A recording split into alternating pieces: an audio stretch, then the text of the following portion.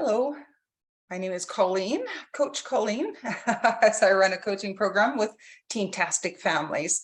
And today we're going to be talking about conflict resolution on the topic of butting heads, the yes, no, yes, no, the arguments that we have with our teens. And you know what? It starts at when they're little, right? So, you have your 2 or 3 year old and they want to dress themselves. I do it myself. And so we start early, right, with our kids. Some parents just let them, okay, put what you want on. My frustration was that, in dressing the kids when they were little, if they dressed themselves, they would use different pieces of different outfits. And then when we actually wanted to go somewhere, I never had a full outfit that was clean that they could actually go somewhere in.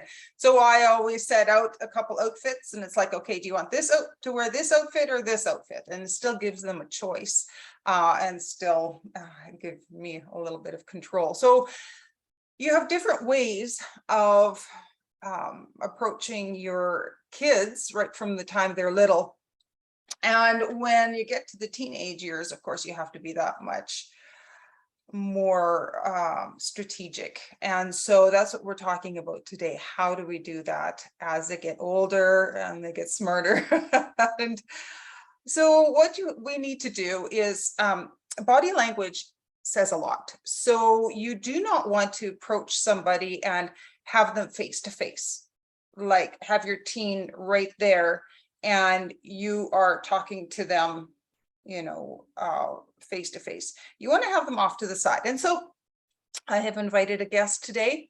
And so we have Teddy. Teddy is my teen today. And so Teddy, it's good to have you on the video today.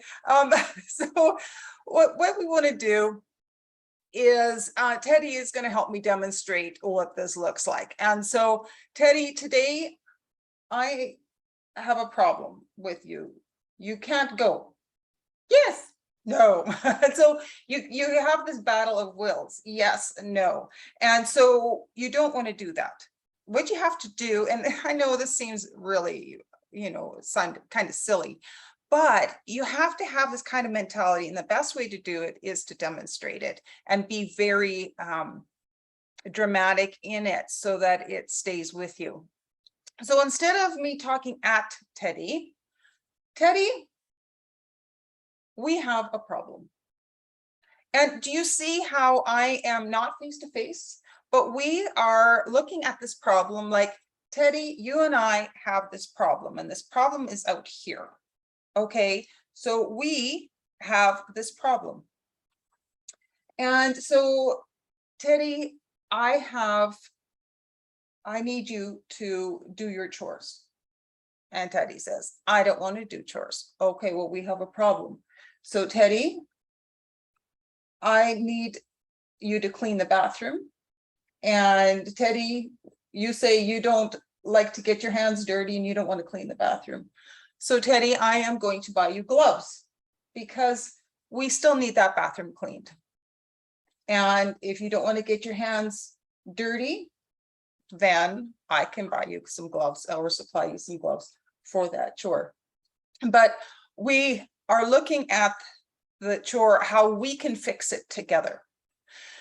So that is really the basics of conflict resolution in this situation. It gets rid of the yes, no, and that power struggle where we are both on the same side and the problem is out there and it's something to solve. Let's solve this together. Let your teen come up with ideas of how to, find a solution. Another example might be once your teen starts driving and they don't have their own vehicle, so they use my vehicle, my car. So say Teddy, I want you to go get some groceries. And at first the teen is like, yay, I get to drive. And I think for the first 2 weeks, they're happy to run errands because they actually get to drive. And so That quickly fades, so enjoy it while you've got it. But then what can happen is Teddy might be talking to his friends, hopefully not while he's driving, and after he goes gets groceries, he goes sees a friend. Well, that is not okay. For one thing, I might be waiting for those groceries for making supper, and so he needs to ask me, so like for permission to do something else afterwards. And that's another thing. Teddy, we've got a problem. Okay, I asked you to go get groceries and I thank you for that. You did, that was awesome. You saved me time and it was just great. I appreciate that. But I needed those groceries. And even if I didn't, Teddy, I need you to phone and ask. It's my car still, and you need to phone and ask to see if it'd be okay if you can go see your friends.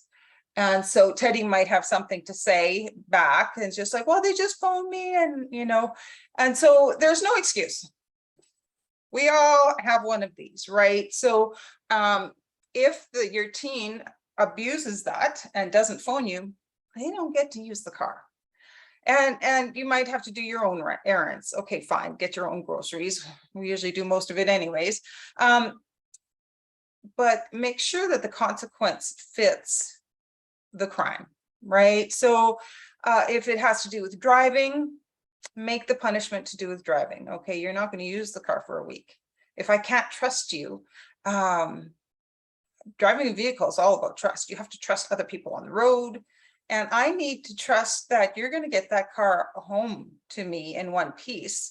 And it's a whole different thing when you are driving around with friends. It's one thing to go to a friend's house, but there's a lot of distractions when your friends are in your vehicle with you. And so there's a lot of things that go into it. And so that's a topic, it can be a topic all on its own when your teen does get to drive, go through all the rules of the expectations and your concerns. And I know we didn't let our teens drive into big city, just into our local town probably for a couple months. Well, maybe a month, but they did driving in town first before they went to big city, lots of traffic, fast traffic, and just to get them familiar with that. Anyways, I digress. So Teddy, we have a problem. You went to go see your friends after you got groceries. And so we need to have a consequence. What do you think is fair? Ask your team. What is a fair consequence? And you might be surprised what kind of ideas that your teen may come up with that's fair. And so that's an awesome way to actually get your teen to start thinking in advance. Okay, what are the consequences, right? If I do this. And so helping them come up with appropriate consequences is amazing. So yeah, so Teddy and I have come to an agreement.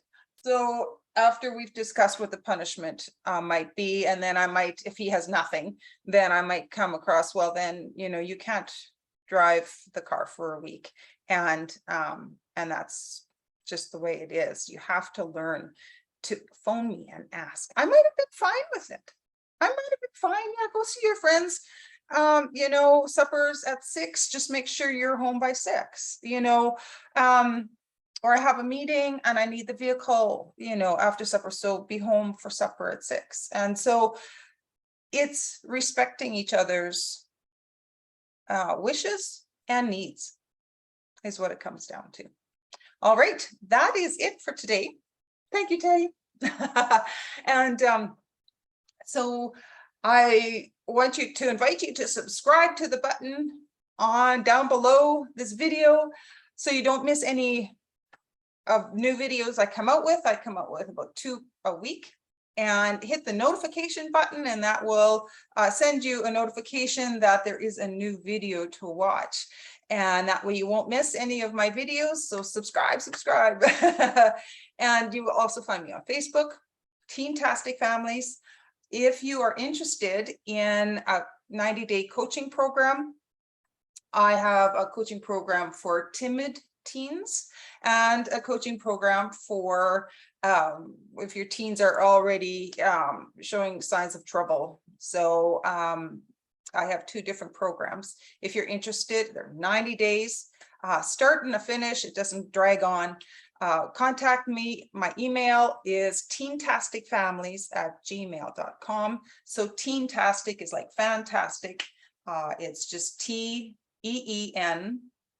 tastic, TASTIC families@gmail.com. And you just send me an email that you're interested in the coaching program, or like I said, just keep watching the videos and hit that subscribe button. All right, we'll see you next time.